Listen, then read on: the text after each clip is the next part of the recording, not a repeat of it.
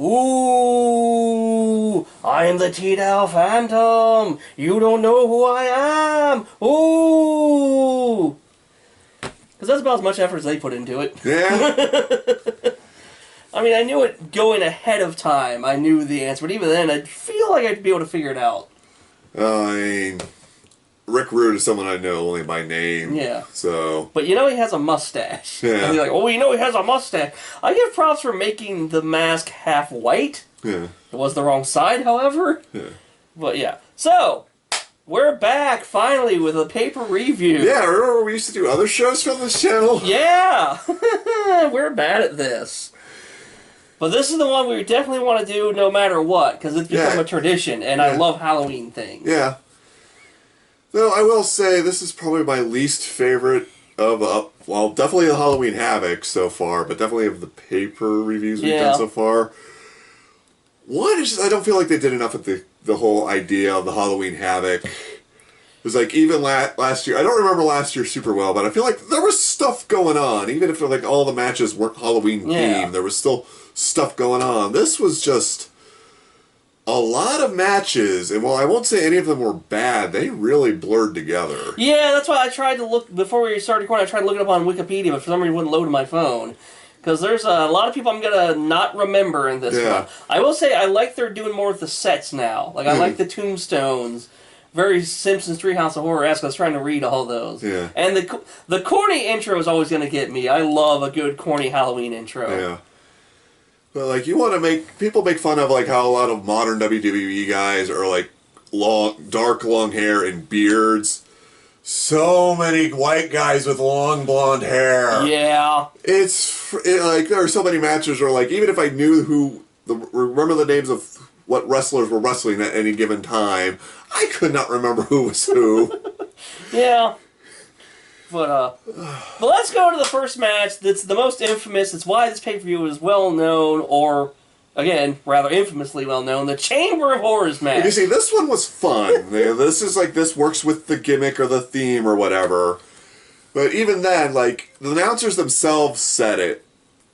Like, well, one, if you're someone like me who's like a cat, doesn't know much about this era time, I don't remember who's on what team. Well, but the announcers themselves even said the teams weren't acting as teams. It was just people beating the crap out of each other. Well, also, like, there's nothing to, like, make them seem like a team, but also, like, here's a guy from Team 1. Now here's 3 people from Team 2. Now here's a guy... Like, I don't know who the fuck was on what team. Yeah, that too. Already you start off on a bad foot. But also, this is like... The match itself, though, was fun chaos. Yeah, it was... It's been known as a clusterfuck, and yeah, it was. It was hard to keep up. But, like... This is your big match, your big gimmick match for this pay-per-view. Why did that go on first? Why was this the first one? You should have been building to this. Yeah, this should have been the last one. Like, this is the one thing you have. And, like, man, it was hard for those guys to move around there. I do love the bit where Sting just threw the lid of the one coffin that broke up and it just landed on Cactus Jack. Yeah. There was no, like, finesse. There was no just, blah. Like, so, the Cactus Jack thing is, fun for me for like my nostalgia. Like, I mentioned on these videos more than once, like, I wasn't allowed to watch wrestling as a kid unless I heard about it by talking to him online. Somehow I did learn enough to know, like, most of the time, as I'm about to reveal, like, who is WCW and who is WWE, and somehow of my own violation, and like, all old school wrestling fans, come after me if you want. I was a teenager. I didn't know. In my mind, I had somehow, at some point, made up WCW was the cheap knockoff of WWE. I don't mean that. That's just how I thought as a kid. Well, that's because that does WWF's entire marketing gimmick. Okay. So you bought into their branding. Somehow. Yeah.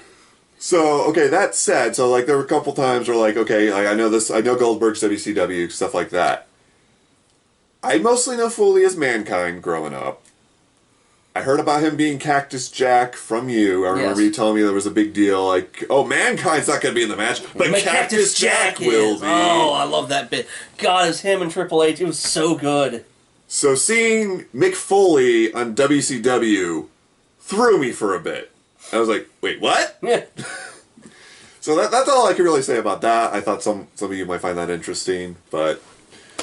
Yeah. Well, if we're talking about personal nostalgia for things, I want to say, like, I didn't know this came out of Chattanooga, Tennessee, at the University of Tennessee. One of my grandmothers lived in Chattanooga, and in fact, this was 1991. I was like 10. 2 months later after this, I would be in Chattanooga up there for Christmas. So, But yeah, also, they had the Diamond Stud, and I was waiting for you to figure out if that was, Scott Hall, rest in peace. Yeah. Stinger was in there. Abdullah the Butcher. I'm trying to just now remember who was in the match. The Steiner brothers. Yeah. So there are a lot of heavy hitters in there. Yeah. And look, it was definitely not a technical wrestling match. It was a clusterfuck. Yeah, it was no just other way to say it. People beating each other up. One dude appeared out of a coffin that I kind of missed, and he got chained. There were ghouls at one point, but they didn't really do anything. They just got beat up by the Butcher at the end. But let's talk about that ending. Yeah. I love that they call it, like, the chair of torture. Yeah, chair of torture. Chair of torture. It's an electric chair. Yeah. They were supposed to murder someone on pay-per-view. Yeah. And they kind of did. They threw the switch, and big sparks went everywhere, and for the second time, something caught on fire. Yeah, like there was pyro, and the ring caught on fire. They even show the ref stomping it out. So, that was back in 1991. So that really makes that AEW exploding ring thing seem really more lame than now. What's your excuse? Yeah. Oh, we want to be safe now. Well, the thing that kind of bemused me about the ending is like the whole twist is like Cactus Jack is about to throw the switch because he thinks one of the Steiners is in there, but one of the Steiners flips it around, puts the Butcher in the chair, and the whole time Foley's just standing by the switch. Like we're not zoomed in, so for all we know, maybe he's trying to figure it out or whatever. But you just see him in the background, just sort of doing this. And then finally, once the Butcher is all like dumping everything, he finally throws. He thought it was a Steiner in there. Did not occur to him like that entire time. Just like, maybe I should double check. Yeah, maybe I should check. No, it's fine. Switch. Yeah. Interesting side note, this is from Foley's book about Abdullah the Butcher. If you see, he has all the scars on his forehead for when he would blade and stuff. Yeah. They were so deep, you could stick like a $50 in there and you wouldn't have built that much. I remember hearing about that. Yeah. It's like, I admire your commitment to your craft, but Yeah. So, we're not Brian Zane. We don't go match by match. We don't have clips. We just talk about it. But like I said, a lot of it blurred together. Yeah. And so I'm trying to remember what else. I remember the creatures. Oh, yeah. Okay, there was this weird moment. This one, I wish I could remember it better. They were fighting. One of the guys was just Big Joshua, and he was from Josh. the woods. From the woods. You know. But there was this weird moment where one of the creatures was fighting Joshua, and they were, he's doing, but he went in, like, real close to Joshua's crotch and, like, grabbed him by the jeans and, like, sort of did this or something. I happened to miss that. And I was just like, it made sort of sense in context. It's like, okay, I see what you're trying to do, but this is why people say wrestling is gay. Yeah. That's all I remember about that match. I can't remember who Big Josh's partner was. I just remember Big Josh, because he's Big Josh. He rapped. Oh, fuck, yeah, PM News. Yeah. Terrible rapper. Yeah. I can see why he decided to go into wrestling. Yeah. So he's a big guy, too. The only other really match that really stood out to me was Stunning Steve Austin versus, I don't even remember. Dustin Rhodes. Dustin Rhodes, oh yeah. One, because I was talking to him about this during the match. I've seen one picture of Steve Austin with hair, and it was either black and white or the lighting was weird, so I thought it was brown hair. So seeing him in just long, luxurious blonde hair, tied in a ponytail, with no beard. I think that picture he still had his beard. Yeah. That was weird. And then the one time I still heard his deep ass, you some bitch voice. I was like, okay. The other reason that one stands out to me is that was actually a really good match. That was probably the match of the show. And it's interesting to go back and watch Austin from this time, not only for like the fucking long hair like I have. Like I've seen the pictures where he had blonde hair, but it's kind of like short and kind of combed over, like he was clearly starting to go bald. Yeah. So yeah, I've seen long hair, but like seeing him as like a it's gonna sound weird, like I say, real wrestler, but like doing more stuff than just the brawling type. Yeah. Because the incident where he got his neck broken, like that made him have to change his whole style. So going back and seeing him like bounce around the ring and do all this stuff, like wow, yeah. Like he kicked Dustin, and for a second I was like, stunner. I was like, oh wait, he didn't do that yet. Yeah. But also what threw me was them talking about how Dustin Rhodes came out and he's like only 21. I'm like, fuck. Yeah. I don't think I've ever remember seeing him being that young, especially not now. He's in his like 50s or something. Oh yeah, it's gotta be. But yeah, there was like this is one of those things where like you could say the match was telling a story because it was a 15-minute time limit for the World TV title. Yes, the TV title. Yeah, so which I guess was their version of the Intercontinental Championship. Yeah, it was still like the days when like most wrestling was done in house shows, and then you had some closed circuit or pper-views, but TV deals were rare and important, and that's why there was a TV title. Okay. And you defended it on TV. Yeah, but it was a really good match, and though again they both had blonde hair, so I got them confused at some points. But Dustin just toward the end of it, Dustin was just getting more and more frustrated. So it's not being so much as a match; it's just beating the crap out of Austin, and it literally came down to the last second because it was a 15-minute time limit, which is I wish is something that WWE would do more actually. Yeah, they need to bring this added a bit of drama to it because every so often they would announce there's 10 minutes left, there's 5 minutes left, and like it came down to the seconds, like the ring announcer started down 10, 9, and like right as we got to the last 3 seconds, we got a 3 count. And at the very last second, Steve Austin kicked out, and it was just really cool. Oh, he didn't even kick out. The time ran out. Oh, like you see, like the ref's like 1, 2, and like he went like that, like well, time's out, and that's what happened. Well, either way, it was really. But yeah, cool. It was really added like cool. Like that close. Yeah, and then it's a draw, and that's why he retained. Yeah. Like God, like I miss time limits. Yeah. Like. I'm not saying we should bring it back all the time, but like every once in a while. Yeah, they probably can't do that on the main roster, but NXT is the perfect place to do like old school things like this goes to this time limit, Yeah. The one match I'm trying to remember the other guy because I want to talk about this was oh yeah, Big Kevin Nash. That was his gimmick. Oh, I see. That was him. Like we this is not the debut of Oz because Zane talked about that where he has like a hat and a old man mask with a full beard and the get up and Jimmy Hart and like all the other characters from Wizard of Oz are coming out and Jimmy Hart's going, "Welcome to Oz! Welcome to Oz! Welcome to Oz!" I don't know why they thought this was a thing. It's just someone at Turner was like, "Hey, we own Wizard of Oz, right? We should do something with that with our wrestling." See, I just thought it was just funny enough that the guy's name was Oz and they said he was from the Emerald City. Yeah. I thought that, okay, like, that's they did the whole funny. thing, and that was Kevin Nash before you saw Scott Hall and Kevin Nash. It's really interesting. That's before they left to be Diesel and Razor Ramon and then come back into the Outsiders. Yeah. But I don't remember who he was fighting. All I remember the dude he's the strongest human on Earth. Oh, yeah. Carrying the world on his back. Yeah. And that image makes me want to think he was called Atlas, but he wasn't. Yeah, that's what I was expecting his name to be. I was expecting him to say Atlas. Generic fucking name that I can't remember. And that's what I wanted to look up. I can't remember. But, like, I guess the gimmick is he's so strong he's carrying the world. But why would you not call him Atlas? That's why it stuck out to me. Yeah. Then you have Oz versus Atlas. At least be something.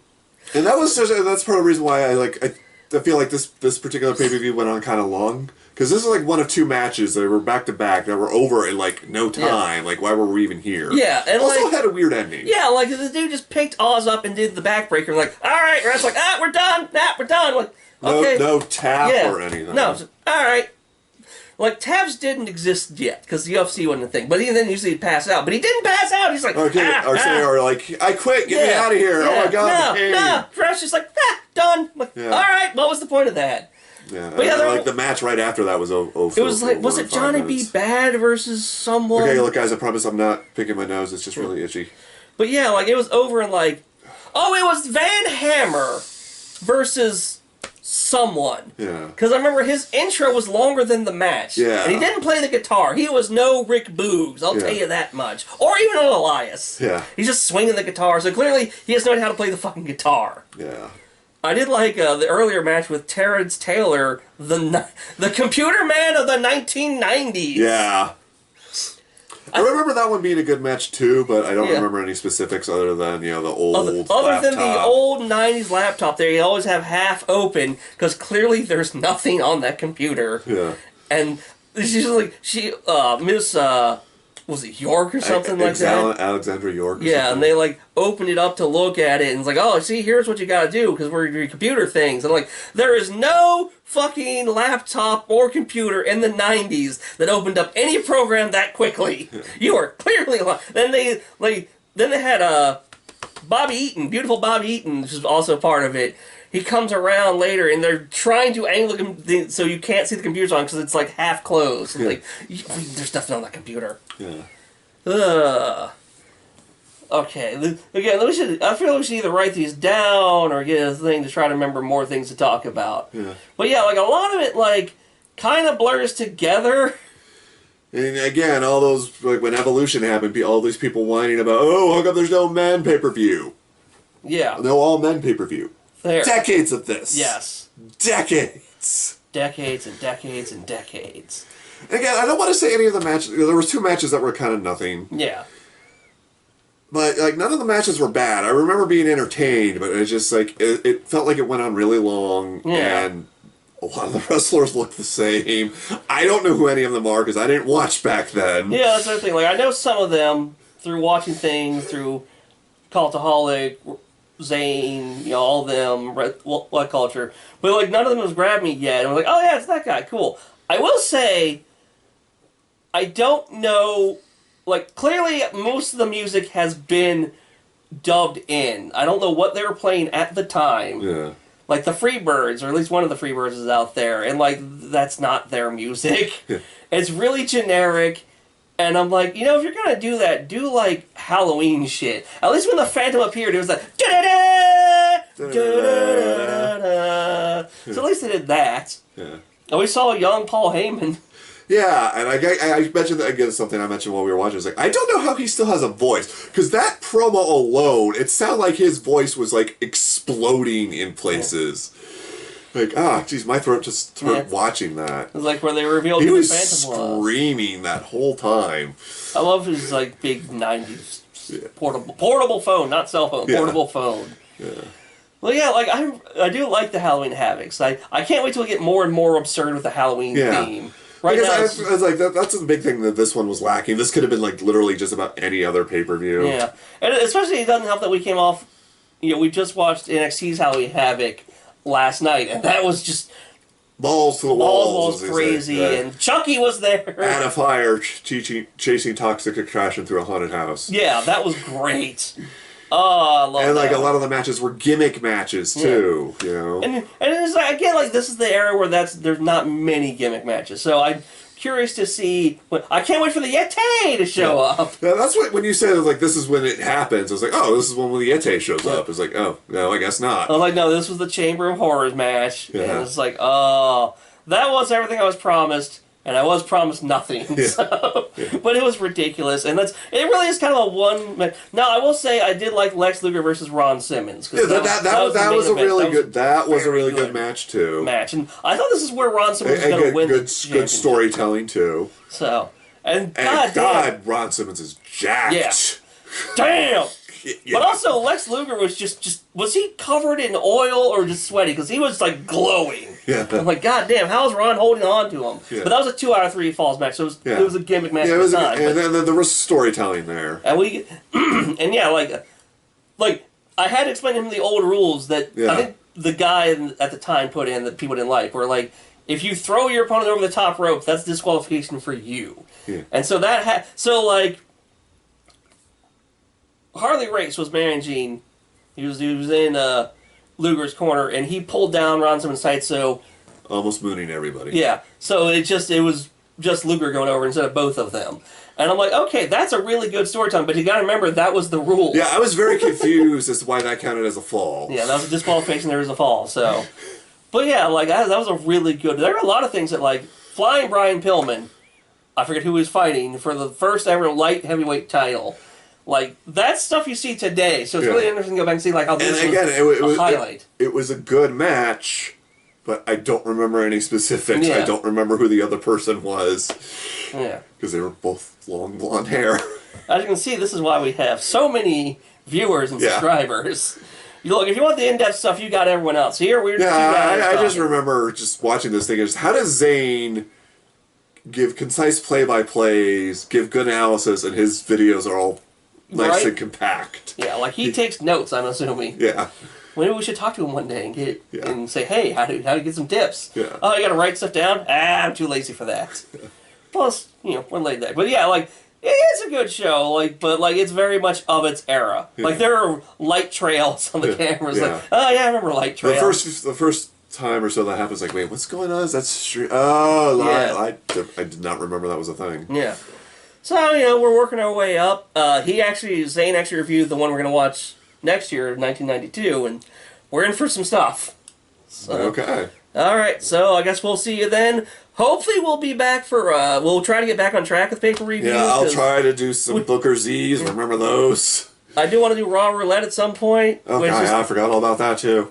Work just sucks and we're tired, is basically it. So we can do, I will be back next week to give my thoughts on Morbius, because I almost forgot I had to do that. I want to make sure I get that done.